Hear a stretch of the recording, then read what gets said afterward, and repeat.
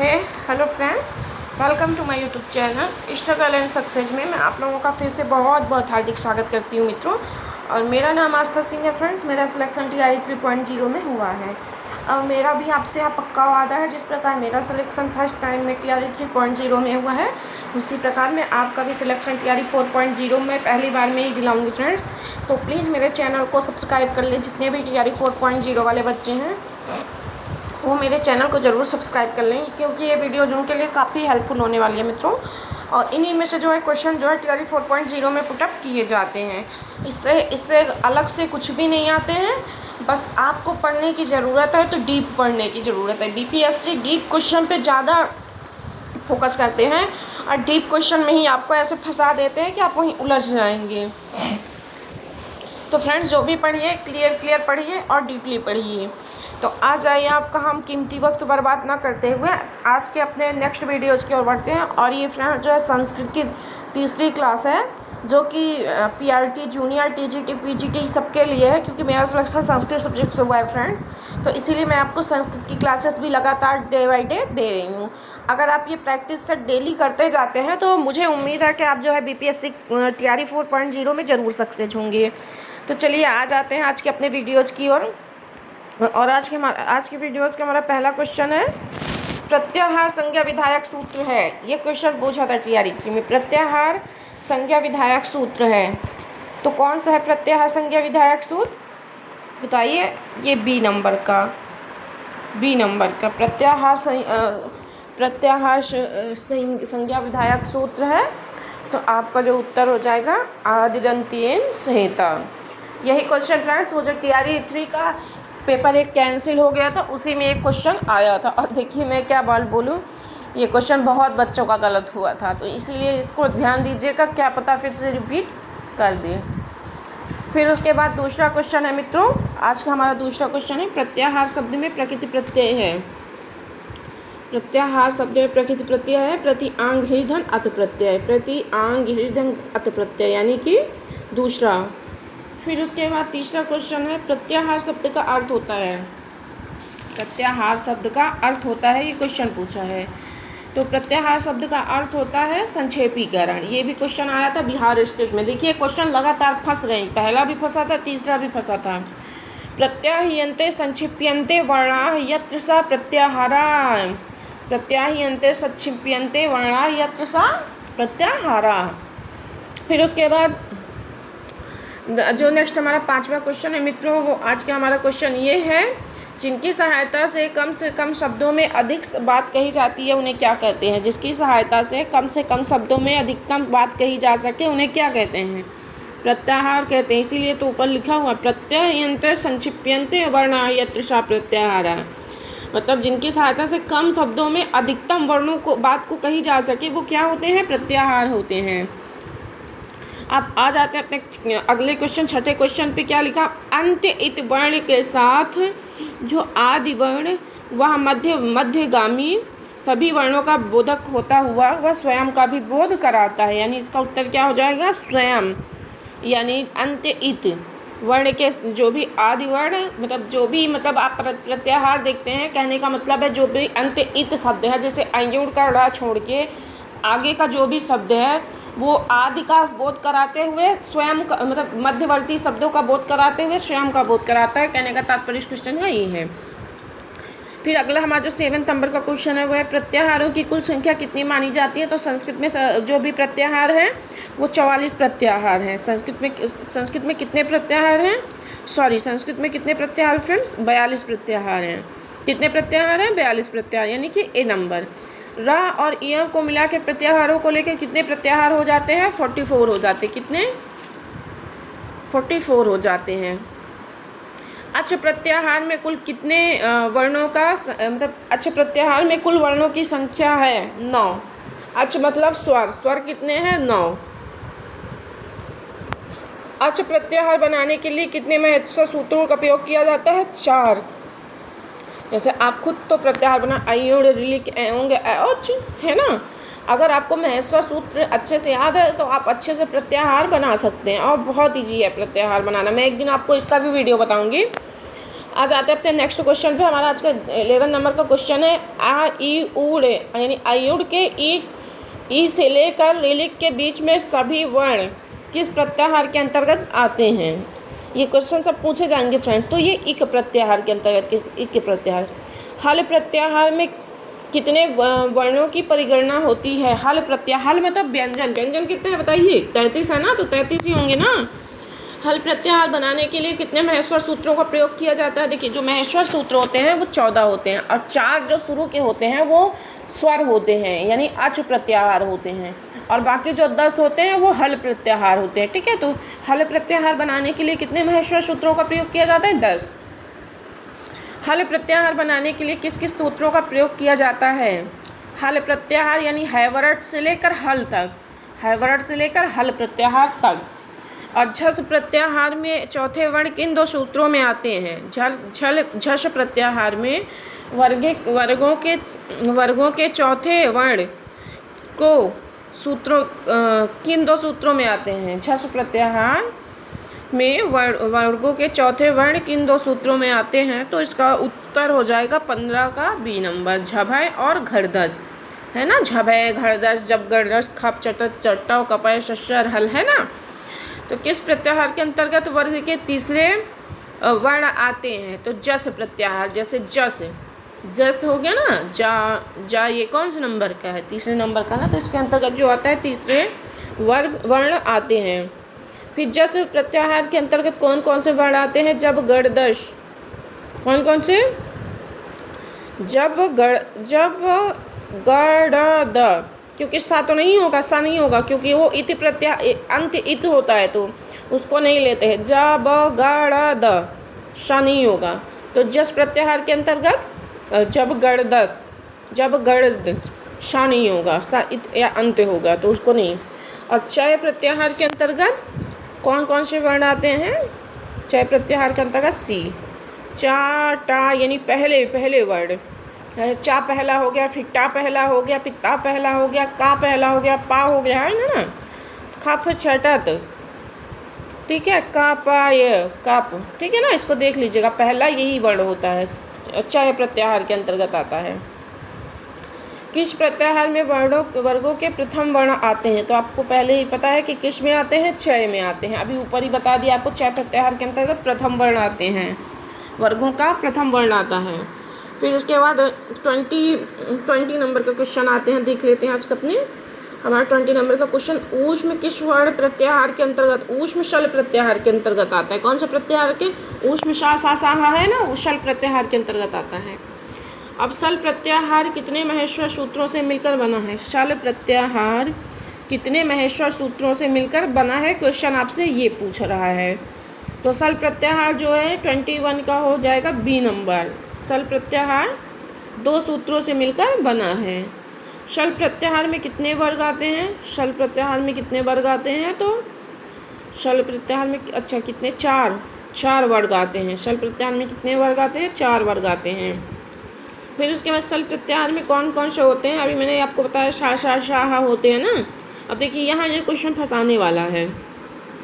तो पहले कौन सा आएगा आप बताइए।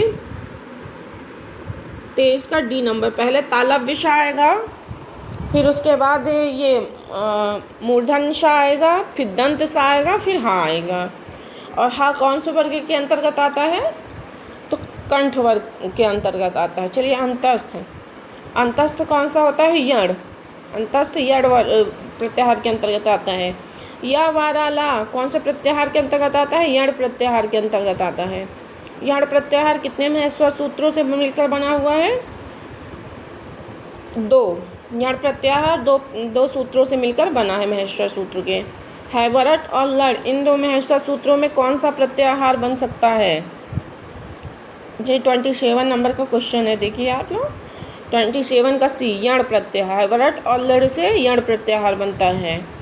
27 के बाद 28, महेश्वर सूत्रों के अंत में जो हलंत वर्ण है यानी ड़ा का अणा, अच्छा इसका प्रयोजन है।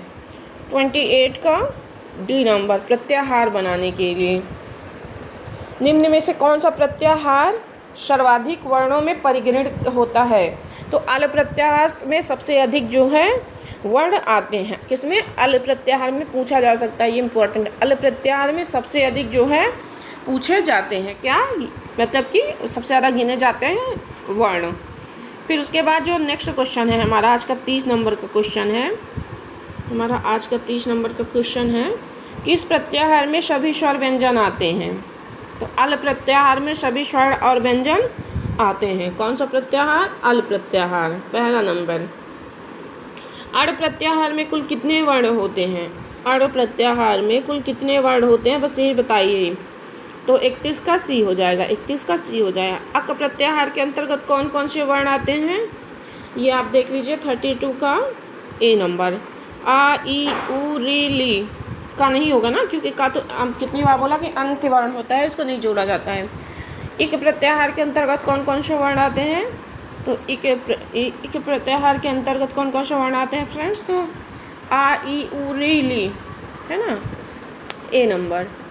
फिर उसके बाद इड़ प्रत्याहार के अंतर्गत कौन कौन से वर्ण परिगणित होते हैं, तो 34 का सी नंबर। ई उ री ली ए ओ ऐ अ ह य व र ल, सी नंबर।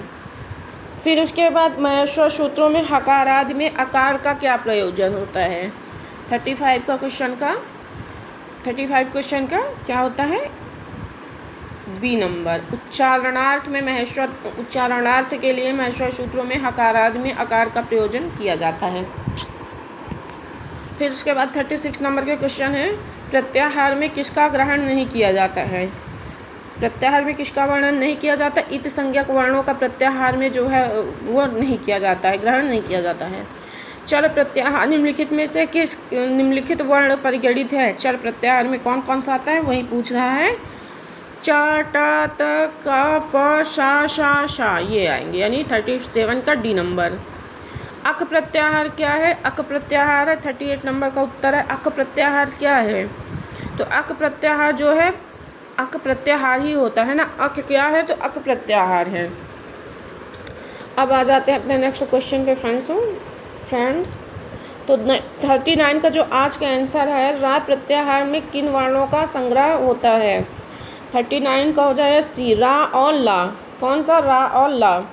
फिर उसके बाद ये रा प्रत्याहार को कौन स्वीकार करते हैं, तो 40 नंबर का जो होगा ए नंबर, भट्टोजी दीक्षित जो है रा प्रत्याहार को मानते हैं। फिर उसके बाद जो है 40 के आगे कौन सा होगा, 41। तो 41 क्वेश्चन क्या कहते हैं, महेश्वर सूत्रों की उपयोगिता क्या है, तो सी, प्रत्याहार बनाने। महेश्वर सूत्र किस लिए प्रयोग किए जाते हैं, महेश्वर सूत्र बनाने, प्रत्याहार बनाने के लिए। फिर उसके बाद 42 नंबर में क्या, निम्नलिखित में से झष प्रत्याहार में कौन सा वर्ण नहीं आता है, तो 42 का जो है डी नंबर, इया नहीं आता है। फिर उसके बाद गुण संज्ञक वर्ण किस प्रत्याहार में गिनाए गए हैं, गुण संज्ञक वर्ण किस प्रत्याहार में गिनाए गए हैं, तो 43 का बी नंबर, एंग प्रत्याहार में। कौन सा, एंग प्रत्याहार में। फिर 44 का वृद्धि संज्ञक वर्ण किस प्रत्याहार में गिनाए गए, ये सब क्वेश्चन इंपॉर्टेंट है। तो 44 का बी नंबर, एच ओंग एच है ना, एच प्रत्याहार के अंतर्गत गिनाए गए हैं वृद्धि संज्ञक। फिर उसके बाद जो है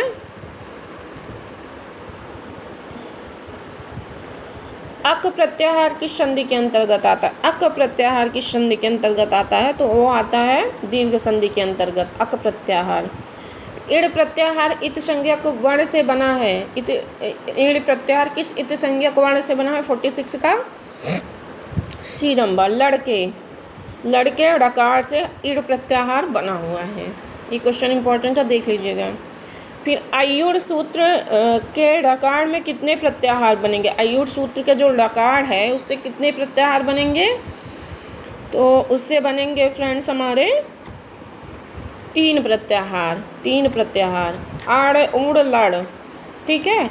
अट प्रत्याहार में इत संज्ञक वर्ण टा किस सूत्र का है, अट प्रत्याहार में टा जो अट प्रत्याहार में इत संज्ञक वर्ग टा किस सूत्र का है, अच्छा अट में 48 का ए नंबर, अट में हैवरट का होगा।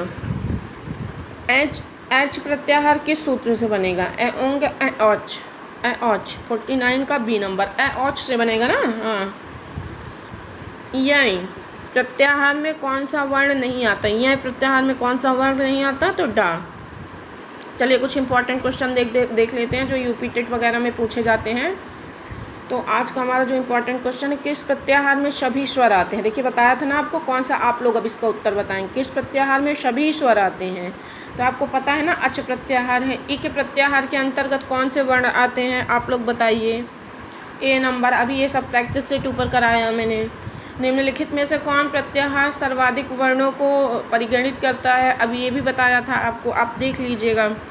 53 का सी नंबर अस प्रत्याहार, 43 का फिर वो नंबर 53 का। 54 का वर्गों के तीसरे वर्ण किस जस प्रत्याहार में आपको बताया था ऊपर। ऊष्म वर्णों का बोधक होता है शल, आपको ये भी पढ़ा चुकी हूँ।